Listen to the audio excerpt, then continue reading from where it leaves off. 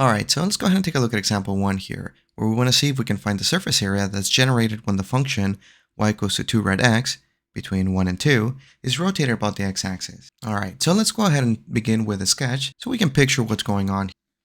All right, so let's see. So we have the square root function, but we're only going to be focusing here from x values between 1 and 2. So I'm going to go ahead and graph the square root function. We have something that should look like this. Now, again, this is just a sketch. So we have y equals to 2 rad x, and we're only focusing on x values from 1 to 2. So as we're rotating this figure here, we're only focusing on this particular segment here. So if you can picture here, not the volume, but instead the surface area, what would be this surface area? All right, so based on the formula above, which I'm going to go ahead and write again, the surface area is given by the integral from a to b for 2 pi times f of x, which again was basically representing the radius of the circle that you're creating as you revolve it, times the arc length, which is just the square root of 1 plus the derivative of the function squared dx. Okay, so now let's go ahead and fill in the values for this formula. Now notice here that we're going to need the function and its derivative. So I'll write the function here, f of x is 2 square root of x, which is the same thing as x to the 1/2. And we can see here then that the derivative is simply going to be x to the negative 1/2, which I'll just write here as 1 over the square root of x. Then the surface area is going to be given by the following integral. Surface area is equals to the integral from 1 to 2 for 2 pi times our function 2 square root of x times the square root of 1 plus 1 over the square root of x, the derivative, squared dx. Okay, now let's go ahead and do some simplification here. This is going to be equals to, now I do have some constants, 2 pi times 2, so I'm just going to take them outside the integral, and this is going to give us a 4 pi times the integral from 1 to 2. Now, notice here that I do have a square root of x that is also multiplying another square root. So I'm going to go ahead and use the properties of radicals. If we have the square root of a times the square root of b, we know this is the same thing as the square root of a times b. So we know that we can multiply then the insides here.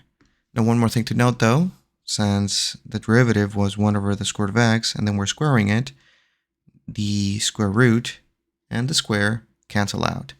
All right, so now let's see, what are we left with on the inside of the radical? Well, we have an x times a 1. So we're going to get here the square root of x. Then we have an x times a 1 over x. So the x's would have canceled. And we're left with an x plus 1 inside of the radical dx. Okay, now how do we find this integral? Well, notice that we can go ahead and create a u substitution. So I'm going to go ahead and let u be the inside. All right, so I'll let u equals to x plus 1. Then my du is just going to be 1 dx. All right, so now that we know that we can make a u substitution, you guys know that I like to go ahead and change the limits of integration now in terms of u. So I'm going to go ahead and do that right now. So when x was 2, what would be the y value? I'm sorry, what would be the u value here? Well, then u is going to be 2 plus 1, which is going to give us now our new upper limit. So our upper limit now in terms of u is 3. Now what about the lower limit? Well, if x was 1, then the lower limit is going to be equals to u equals to 1 plus 1, which gives us a 2. All right, so now let's go ahead and rewrite our integral then. The surface area is going to be given by 4 pi times the integral. Now it's in terms of u, so put in our new limit of integration from 2 to 3 for u. It's the square root of u, so I'm just going to go ahead and put it u to the 1/2 power du. Okay, so what is the antiderivative of u to the 1/2?